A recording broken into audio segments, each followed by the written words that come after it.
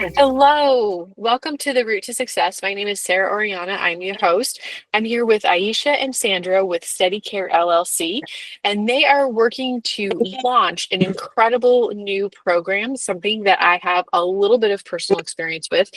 They're working to provide mental health services for military people transitioning to civilian life. And I can tell you from personal experience, I've never been in the military, but I've worked with a lot of former military. It is a transition. And so I think this is a program we really need to support. Sandra, Aisha, thank you so much for being here today. Thank you for having us.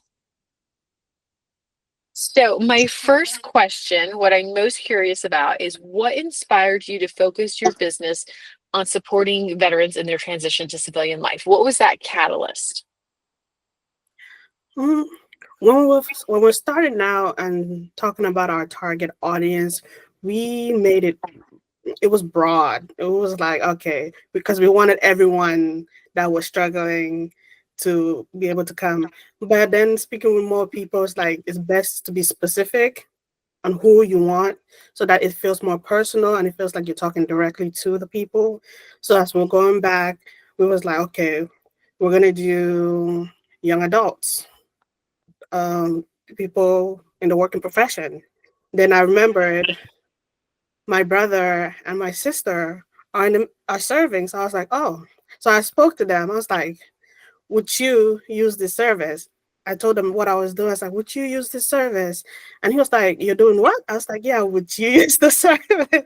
He was like, yes, it's much needed. So I was like, okay, active duty, because they're still Right, on active. their going active duty. And I was like, veterans. If you're gonna do active duty, you're gonna do veterans. So it's like, so that's how we came to specify who we wanted, who our target audience were, and because we kind of had like close personal relationship with people that are serving. I love that. It's always amazing. And I think it's this creates the strongest businesses when it has that personal story and that personal tie. And so I love that you brought your brother and sister into that.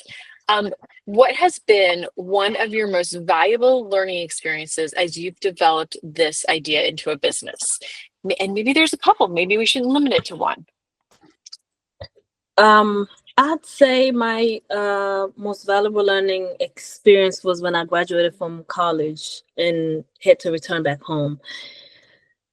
That transition was hard. I remember after graduating, when I returned home, I struggled to get back, to the norms. I guess that's getting back home. You looking for work. You trying to adjust to being home because being away for 4 years is quite some time. But so that experience inspired me to create a business where I can help others to navigate their transition in a way that is smooth, stress free, and less far overwhelming. Love it. So I love I it. can only imagine, people who are serving, the military, who are in the military active duties. They have a life there that they've created. It's structured for them there. So when they come back home, I know when you're used to a certain routine, and when you come back home, you kind of want to have kind of the same thing, and Yep. having resources that you have to go in now, looking for, and if it's created and it's easy access, it's like it's amazing. It motivates Mhm. you to actually go and I guess follow through with trying to get insurance, try to find stable home, or just it's very like peaceful. So your plan is to remove as many barriers as possible so that people actually stick with the plan, which is interesting Mhm. because I was just reading in an article last night about how barriers are what stop us from pursuing our joy. It's what stops us from pursuing our routines, and it's also what stops us from developing that mental toughness and will allow us to get knocked down. So that removing of barriers is actually a key to building hope and building resiliency. And so I love that you're basing your business off of that. What challenges do you face personally or professionally or both um, as you balance your clinical work with launching this venture? How are you finding that balance? Can you find that balance? Oh, the biggest challenge right now is time. Work. Oh, working, having a full-time job, and then finding time to sit and then do your own goals that you want to do. That's one of them. And also, listen, resources. Looking for resources is also one of those challenging. But thank God we were able to connect with a counselor that is helping us guide us through this, finding resources that would help us, grow. So must appreciate it. Yes, and there's a lot of good resources out there. There's the SBA and the SBDC, and those are both free, and you can get counselors through those. And then a lot of states also have women business centers. They provide services that are more focused on women, because believe it or not, the challenges we face in starting a business are completely different than what a man would face. And so it's good that there's those customized resources out there. Okay, this is going to be the fun question. If someone could wave a magic wand and eliminate a few key barriers, whether systematic, financial, or operational, what would that look like for you in your work? I'd say if I Funding. could remove a few barriers, would be like, I would ensure like sustainable funding. Mm-hmm. Funding. And I'd say probably create a streamline for access to mental health services, and without the delay, because sometimes I'd say insurance kind of delays a lot of things, even the enrollment. Also, I will foster a strong collaboration, between the military and the civil networks. Yeah, the VA.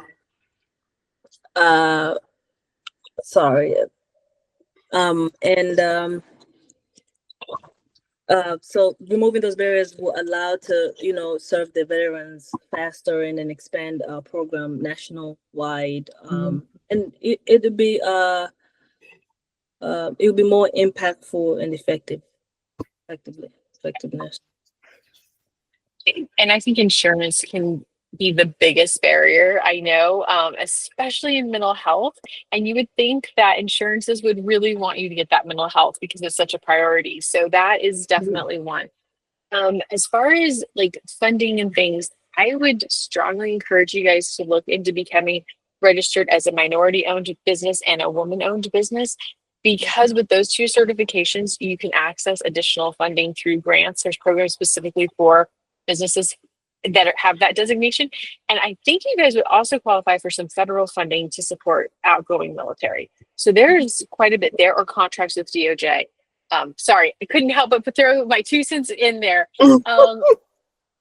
It's hard when you have an answer not to just throw it in there. So I apologize.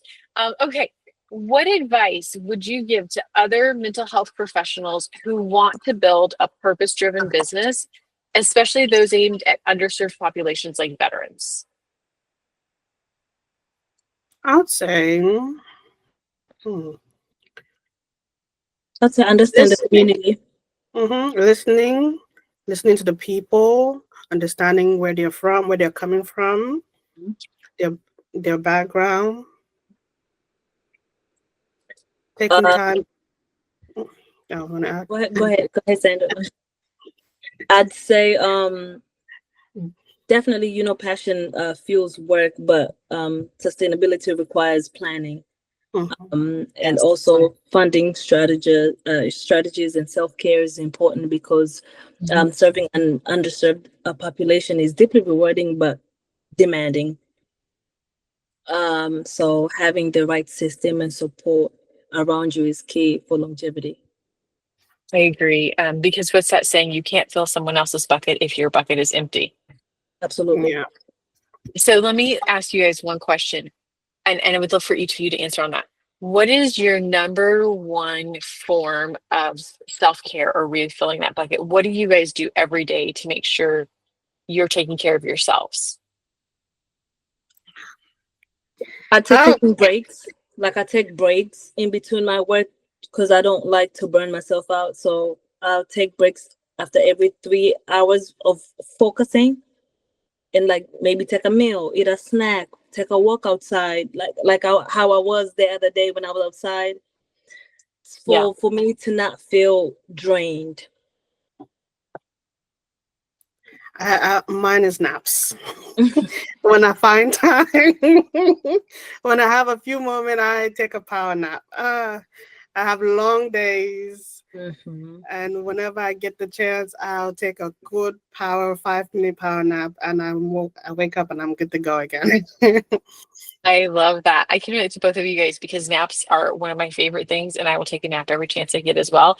But then I also love being outside, and so I'm like you, Aisha. Between meetings, every chance I get, except I'm about every 90 minutes, I take my one dog. She's very active, and we go for a walk. And so we're outside in and out all day. And there's just something about being in the sunshine, taking my little dog with me. Sometimes I share everything with her because dogs are very confidential.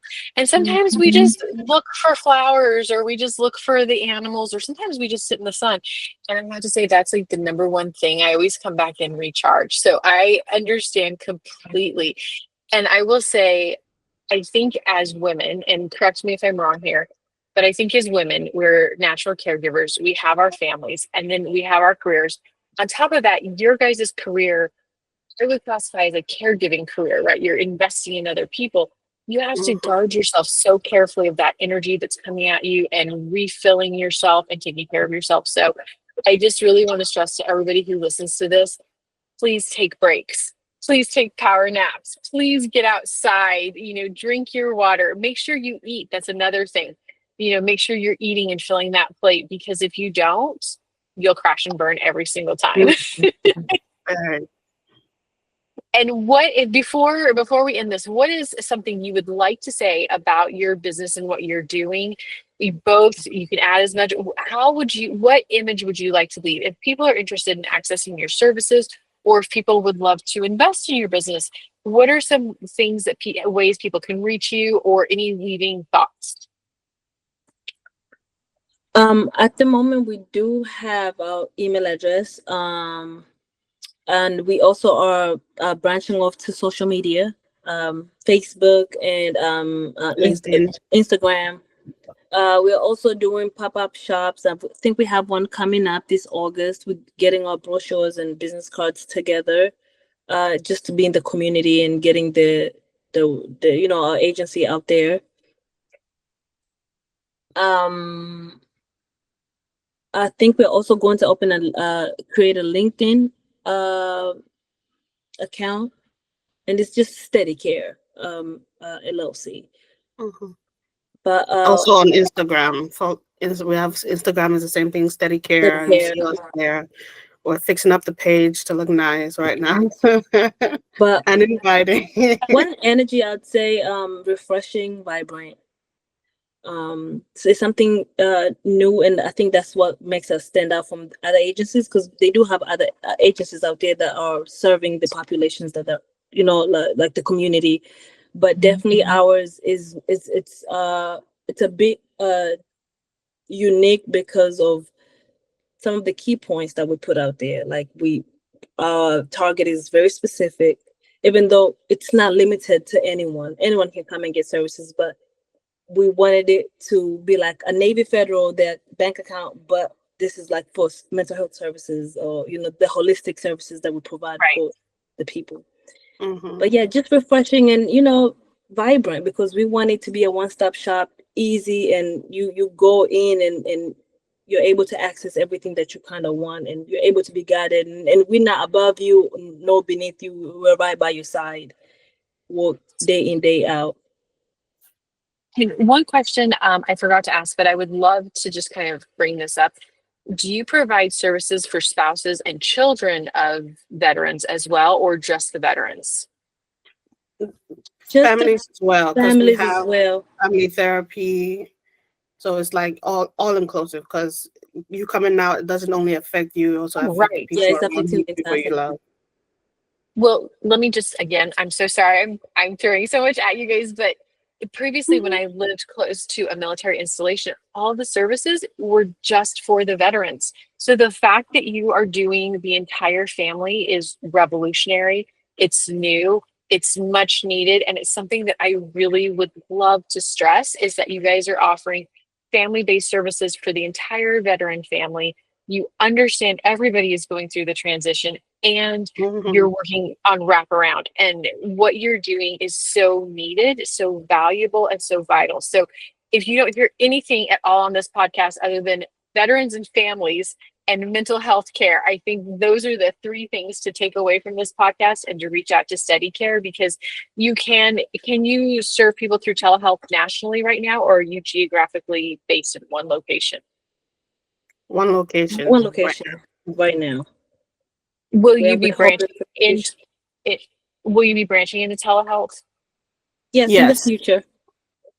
Perfect. Okay. Perfect. So go like them and follow them on every social media platform. Stay in touch with these women, incredibly warm-hearted, loving women who give off so much positive energy and just revitalizing. Follow them so you can keep up with their services. So Aisha, Sandra, thank you so much for your services today. As you can tell, I work from home and I live in an RV, so I apologize, but everything is confidential. I definitely embrace a unique lifestyle, and you guys, I serve unique populations. So I think that's wonderful. So we will be in touch. If there's anything I can do for you, please let me know. If there's anything I said in here that you have follow-up questions on, please don't hesitate to reach out. I'd love to connect you with additional services and see you guys get to the point where you're thriving and have too much work. I would love to see that for you. Thank you so Thank much. you. Thank you. Yeah, that was amazing. Thank you so much. Have a great day. You too. Bye.